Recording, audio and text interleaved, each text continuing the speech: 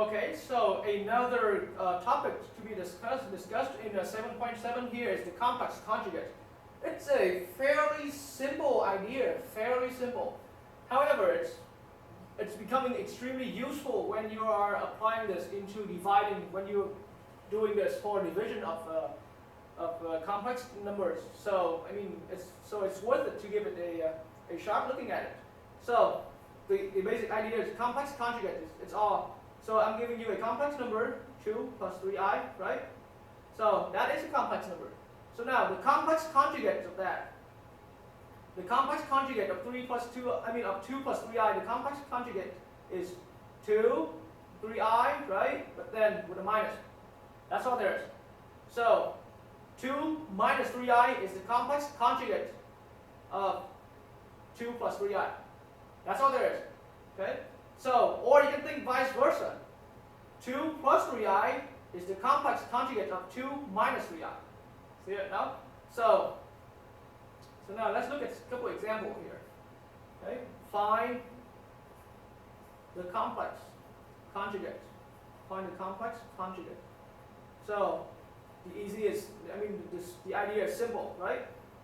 The first number, 2 minus 5i, okay? What's the complex conjugate? It's going to give you 2 plus 5i, right? You can see that you're repeating the two components here. The 2 and the 5 right there, you're repeating that. It's just the imaginary component is being, turned to the opposites, right? The complex conjugate contains the opposites of the imaginary component. That's all there is. So, what's the complex conjugate for minus 2 minus 4i? The answer? Okay, the answer here is going to be minus 2 plus 4i. See that now? To get the complex conjugate, all you do is, once again, you ignore, just ignore the real components, right? The only component, the imaginary components get switched to the opposite sign. That's all. Okay?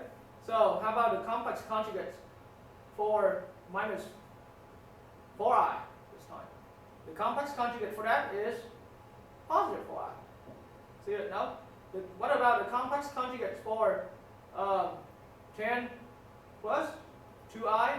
Okay, and that is going to be 10 minus 2i. That's what it is. Okay, and how about the complex conjugates for for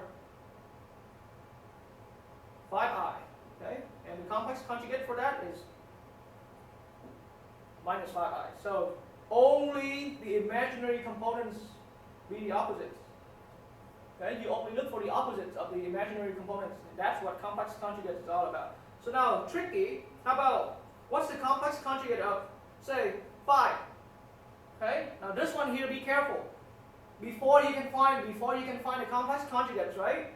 5 here, do you see the imaginary components anywhere? You don't see that, right? It means 5 here equals to 5 plus 0i, am I right? So this is still the number I'm looking at, right? So the complex conjugate for that is the complex conjugate, right? The complex conjugate for that is going to be 5 minus 0i, am I right? The opposite of 5 plus 0i. But then 5 minus 0i is what? It's just 5. And that's the complex conjugate, right? So that's how we find complex conjugate. Now the idea is later on, as you can see, complex conjugate is going to become extremely useful when you're going to perform your division of complex numbers.